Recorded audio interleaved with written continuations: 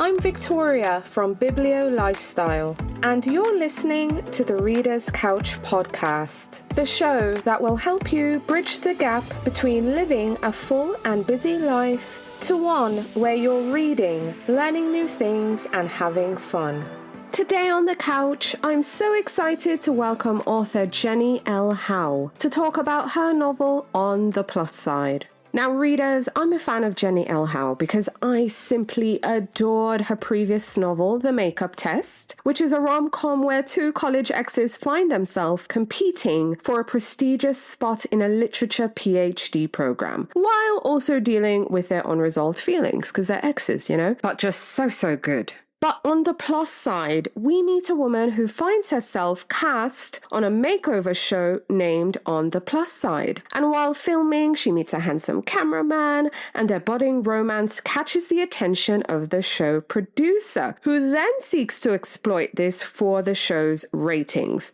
So in this really fun rom-com, we see if her newfound confidence can survive the producer's scheming, and we see if she's willing to risk heartbreak in front of the entire world. So in this episode, Jenny and I talk about On the Plus Side, we circle back to the makeup test, plus we play a fun game called What Would You Rather Wear? We also get book recommendations and lots more. But before we get into the episode, pretty please subscribe to the podcast. If you haven't already, leave the podcast a 5-star rating and write me a review if you love the show. So, thanks in advance. And now on to the episode with author Jenny L. Howe. Hi readers, welcome again to the Reader's Couch. I'm your host, Victoria Wood, and today on the couch to talk about On the Plus Side is author Jenny L. Howe. Hi Jenny, welcome to the Reader's Couch. Thank you so much. It's great to be here. Yay! I'm so excited to have you here. I was telling you before we even hit record, the makeup test I absolutely loved, and On the Plus Side too, so I'm thrilled to have you here. But I want to know, how are you feeling that On the Plus Side, it's been out there in the world, readers have been reading it, they've been sharing their thoughts, it's your newest baby. How are you feeling? How excited are you? I'm coming off a tour. I have one more date on this Saturday. So I'm feeling really good right now because I've been getting a lot of reader love for it. When I did a few events for the makeup test, it was right when it came out, so no one had really read it. But I'm encountering a lot of people who have read On the Plus Side when they come to events and they want to talk about Logan and all the things that they love. So that has helped me to feel like the book is finding its readers, which is what you always want, Yes, absolutely. So before I get into things, I want to give you an opportunity so readers can hear straight from you. Tell us about On the Plus Side. What can readers expect when they pick up a copy? Essentially, what's your elevator pitch? Okay, so On the Plus Side is a grumpy sunshine romance set on a reality makeover show. So think like Queer Eye meets What Not to Wear, but for plus-size people by plus-size people. And she accidentally catches feelings for the very grumpy cameraman. And then chaos ensues as they try to keep their love off camera. Yes, absolutely. And I actually like the fact that this was centered around a makeover show, especially one that really centers plus-sized women. Tell me about the reason for this makeup show and you incorporating that in the novel. Well, so when I was younger, What Not to Wear was like a big reality TV show at the time. And I used to watch it religiously with my mom. And even in my teens, I was plus size. And I would sit there and get really frustrated with the way that they dressed everyone, but specifically how they dressed plus size people, because they tried to fit everybody into the same hourglass silhouette. So you would have like the fitted jackets and the A-line skirts, and everybody had to look the same. And that just feels so counter to me in terms of what clothes should do for you. Like they should be a way for you to express yourself. And so I really wanted to create a makeover show more in the vein of Queer Eye, and that it's about the whole person and not just what they're putting on their body, but also that allows plus size people to have fun with clothes, which is not something we get to do a lot because it's only been in the past 10 years that there's even options for plus size people. So it was a great chance to sort of play with what fashion could be like if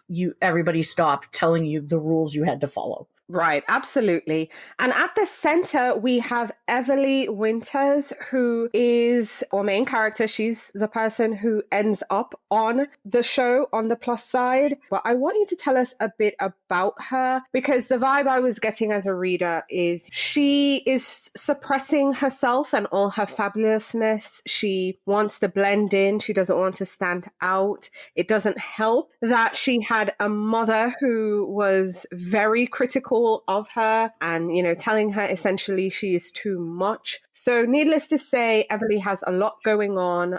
Tell our listeners about her. So Everly is a really interesting character for me because she has a lot of my own stuff, like the fear of being too loud and too much, especially when you're in a bigger body, is something that I struggled with my whole life. And for Everly, it's only a struggle that started for her after she lost her grandmother, who was her partner in crime and sort of her mirror. She was also a plus size woman. She was loud and extroverted and didn't care what people thought about her, and that helped Everly to feel the same. But when she loses her grandmother, she loses that mirror, and all her mom's sort of critiques and concerns about how her daughter comes off to the world start to get in Everly's head, and she dims her own light. And this causes her to not go after things she wants in her career and to kind of dress very blandly and to fade into the background because she's afraid that her mother's right, that she's too loud and too much and that she needs to quiet herself and make herself smaller. Not so much physically as metaphorically, if that makes sense. Everly does not have a problem with the size of her body, and it's more about her just kind of wanting to disappear because she's afraid how she's perceived. Yes,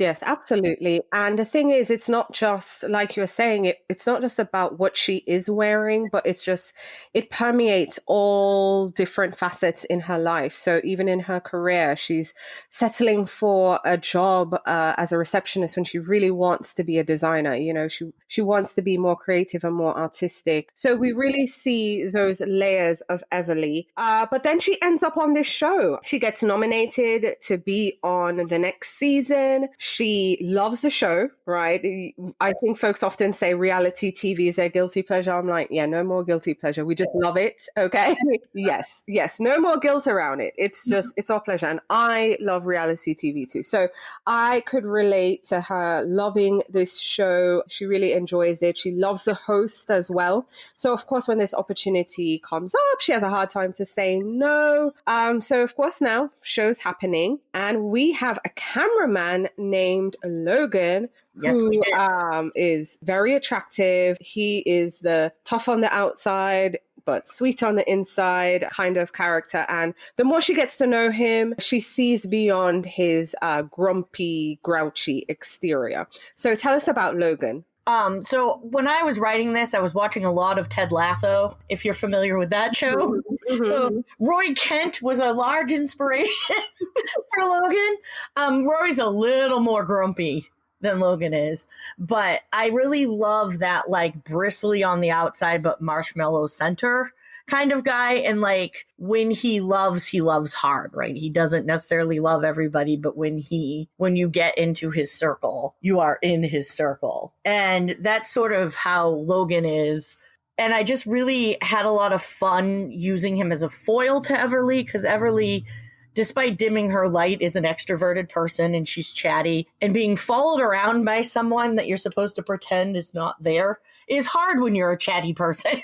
And so there's a lot of moments where she breaks through his gruffness because she just can't help but talk to him and joke around with him. And he finds himself joking back, and that sort of barrier between them very quickly crumbles. But he's also just a genuinely kind person. And I felt like that was what she needed to help her realize all of the good things about herself, was to be able to learn about herself through interacting with this person who could see her for who she is, both through his camera and without his camera. Yes, absolutely. I like that, both with the camera and without. But also, right? Like with all shows, you have some hosts and producers and people involved, but more specifically, the host. They see the spark happening between Everly and Logan.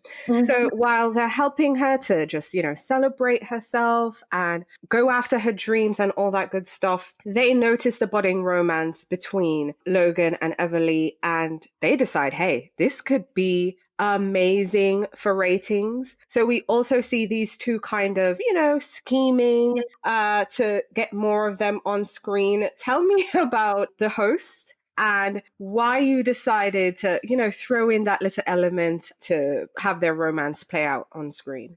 So I think it's interesting, right? Because I think that the two hosts and the showrunner have very different reasons for wanting to push them together. The two hosts, I think, see, because they're often around when filming is happening, they're seeing that chemistry between them and see it as another way to help Everly undim her light, if that makes sense. The showrunner sees drama in ratings and is definitely then trying to find ways to keep them on camera because fans are responding well to the moments where Logan accidentally breaks the fourth wall and they leave it in. And so it's interesting because there's all these different tensions around it. And then you have Everly, who is just learning to let herself in the spotlight and isn't sure she's ready to let this thing that's budding between them get caught up in the spotlight too, because then you have this question of how much is it performative and how much is it real, which is always the question with reality TV, right? Yeah, absolutely. Because you know what? When I first read the premise for the book, then I started reading it. I couldn't help but think about an actual romance that happened on reality television. So again, I don't use the word guilty pleasure, but I love housewives, okay?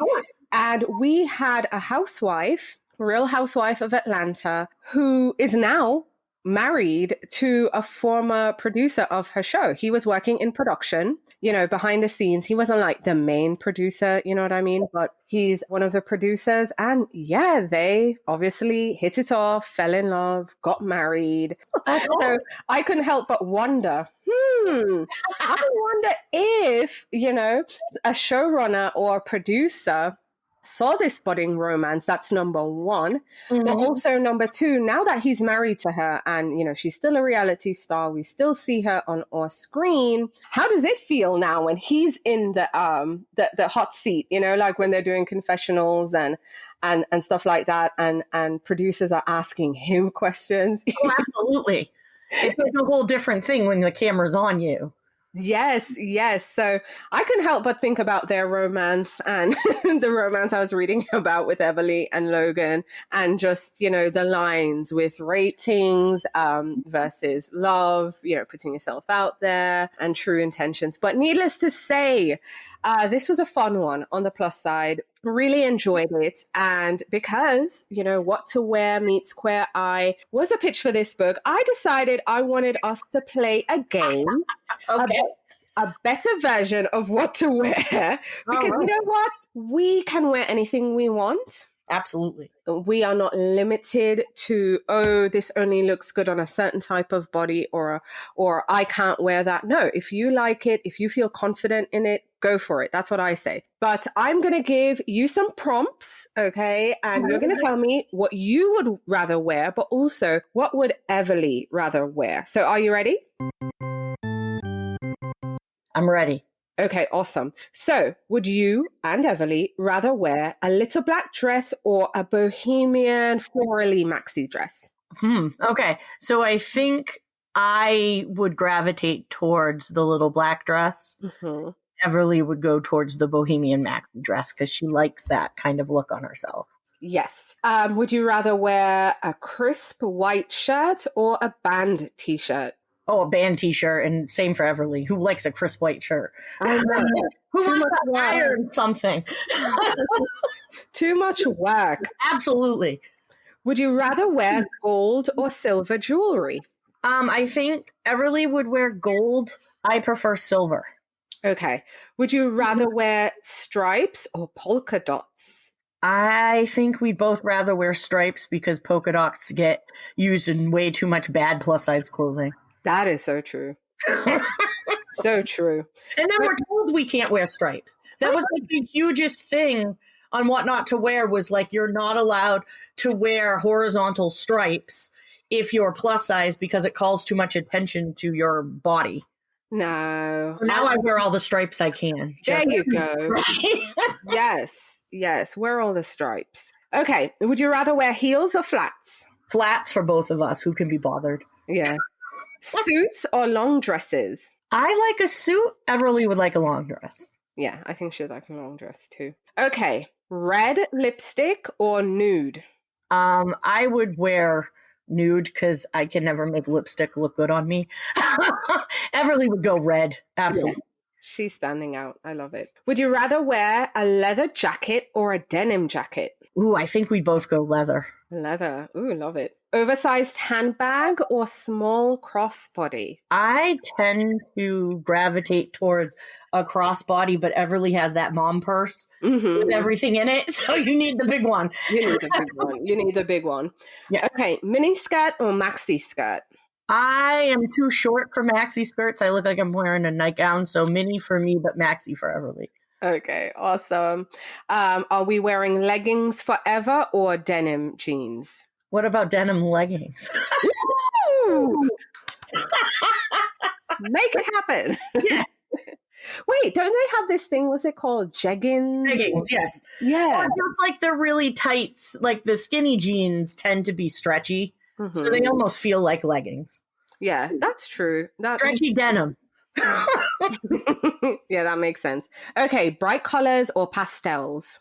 Bright colors for both of us. What would we do with the hair, though? Long hair or short hair? Long hair, both of us. Okay, curly or straight? Wavy. Wavy. I'm being difficult, I'm sorry. You're finding those in-betweens. I love it, though. No, that works. Okay, full-on makeup or soft glam? Soft glam, because who has the time again? Yeah. I love a soft glam too. And I think we would have fun making over people with all the fashions we just picked out. Thank you for playing the game. Thank you for bringing this. This was really fun. I like when we can make our own fashions. Absolutely. Yes. No rules here. Okay. So like I mentioned at the top of the show, you had your first book, The Makeup Test. I absolutely loved it. I love an academia setting. Yes, our main character as love interest is, a little prickly and, you kind of have to warm up to his personality. But just in case we have some listeners who are not familiar with The Makeup Test, tell them about it and what they can expect. So The Makeup Test is a second chance romance set in the world of a literature PhD program where two college exes are now rivals for the same mentorship with a really famous professor. And they might accidentally fall back in love while they're trying to compete for their future. And I love a good competition. I love rivals. I love academia. And this was a fun one, you guys. So if you haven't already, please pick up The Makeup Test. But you also have On the Plus Side, 2 great books for you to read. Now, I can tell that the similarities between both books is that we have beautiful, plus size, fabulous women at the center. They may not know it yet, but I am cheering for them. Tell me, what would you say are the similarities, but also the differences between The Makeup Test and On the Plus Side? So I only write books with plus size main characters. So that will be true of every book I put out because there aren't enough in the world at this point. But I think Everly and Allison are different in confidence level and in sort of drive because Allison very much knows who she is, what she wants, and knows that she deserves to get it, that she has done the work and has what she needs to get it, where Everly is still figuring out that part of her life and finding the confidence to try things that she's afraid she might not be good at. But I think that they both share a acceptance of who they are and what their bodies look like. There is no internalized fat phobia in either of them. They both meet up with it from external sources, Everly from her mom and Allison from her father, and a few other people she encounters in her life, but neither of them have internalized any of that and recognized that they are beautiful and valuable exactly the way they look. And they're both pretty good at banter. Yes, that's the one thing I have to say is throughout your books is that we do get that banter, we do get that humor, and they're just fun books. They really are fun books. So I'm greedy because, again, I love the makeup test. On the plus side is amazing as well. Are you working on any other books? What can you tell us? So my third book comes out this December 2024, and it is the third book in this kind of universe, because I don't know if you've read the makeup test, you might have recognized some people. Yes. And on the plus side, yes. Allison and Colin have a little if you know moment at the Ren Fair. And a few people we know pop up throughout that book. And in my third book, which is called How to Get a Life in 10 Dates, you see Allison and Colin, you see Everly and Logan, and some other cameos happen because it's kind of the last book in that universe. But that book is a best friends to lovers romance about a woman who is so tired of dating, she decides to let her mother, grandfather, sister, roommate, and best friend set her up on 10 dates. And when they all go bad, they have to let her disappear into her dating sabbatical that she desperately wants to take. But then as she starts dating, she's realizing that she's having more fun. And then her best friend throws himself into the mix. And now she has to decide, is it worth threatening their friendship for something new? So it's fair to say this is slightly in the vein of, what's that movie, How to Lose a Guy in 10 Days? Yeah, so that's where I grabbed the title. Yeah. But it's more about, like, she wants to prove to her family that, because they're all coupled up, that dating really sucks now. Yeah. So, and she thinks that by letting them choose the people she goes out with, they will get more insight into that. But then they throw her a few surprises along the way. Sounds good. Well, hello. So we have the makeup test on the plus side, and How to Get a Life in 10 Dates is coming December 2024. That's exciting. That's really exciting. And then my first YA book comes out in 2025. Ooh, I guess that's the Love at Full Tilt. That is the Love at Full Tilt, which is about a girl who wins a spot in a 50th anniversary scavenger hunt at a resort like Disney. I make up my own Disney World. And ends up accidentally falling for one of the other contestants. And then she has to decide what's more important, winning him or winning the money. Ooh. Oh, that one's rough. Yes. Yes. All right. So now I'm curious. Tell me about the shift to YA. I think I see a lot of YA to adult. I have seen adult to YA, but not as common. So tell me about that. I actually started out as a YA writer, but didn't have any luck selling any of those books. And in fact, this one, the one that is coming out in 2025, I wrote back in 2017. And my agent and I put it on submission to editors last year, and it ended up selling.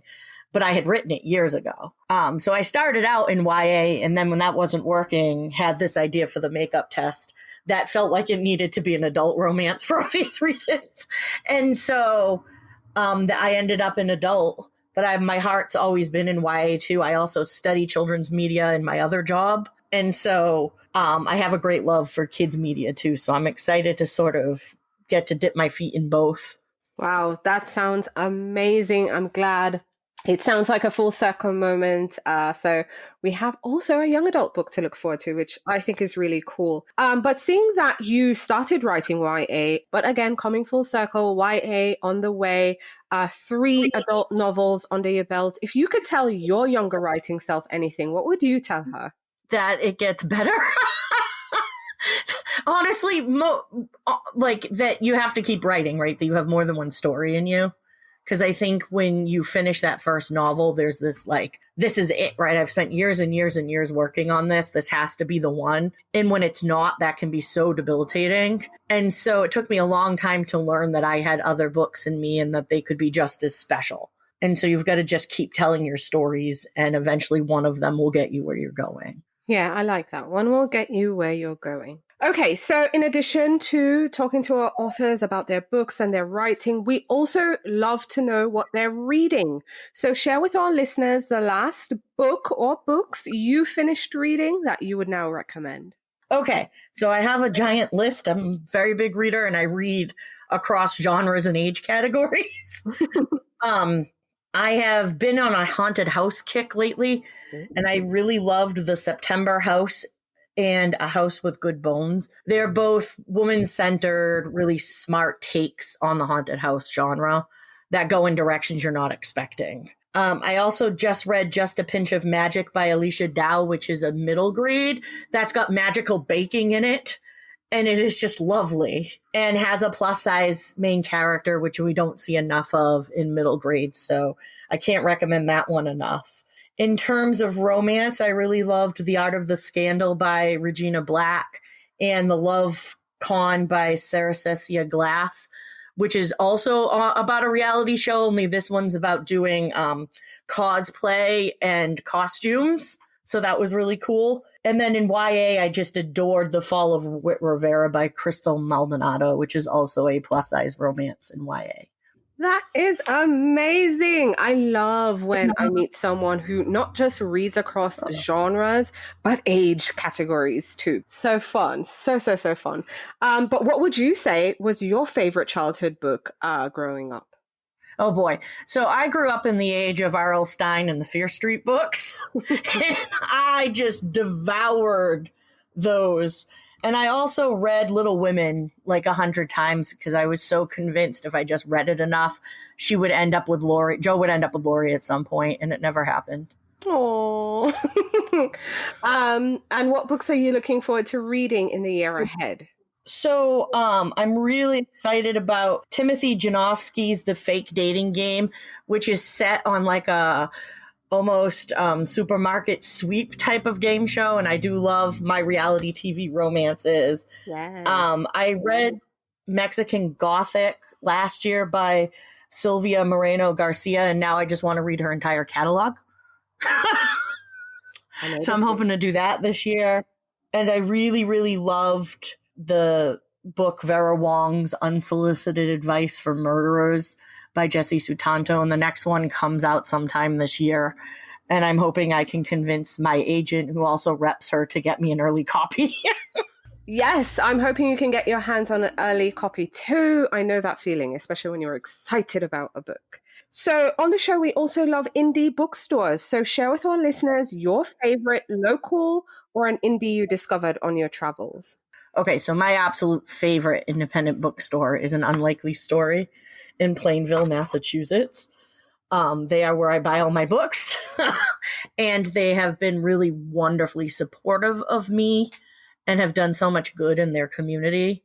But I also love Belmont Books in Belmont, Mass., Books on the Square in Providence, Rhode Island, Harvard Bookstore in Cambridge, Mass., Split Rock Books in Cold Spring, New York, and of course the Ripped Bodice, the romance-only bookstore. There's one in Brooklyn and one in LA. Yay! Amazing. Thanks for sharing. So getting back to your book now, on the plus side, again, I know you've done your job, you've written the book, you've given it to us, it's been out for a little now, so you're seeing what readers are saying, you're hearing from them on tour. But in an ideal world, what are you hoping readers might think or feel after they've turned the last page? I really hope that readers walk away believing that who they are exactly as they are is enough. They're not too much. They're not too little. They're exactly enough, and the people who love them know that. And that all bodies are beautiful, and you should dress them however makes you feel good. Yes, whatever makes you feel good, take up space, do what you want, wear what feels good, and just, live your best life. Jenny, thank you so much for coming on the show and speaking with me. It's been an absolute pleasure. Thank you for having me. It's been so much fun.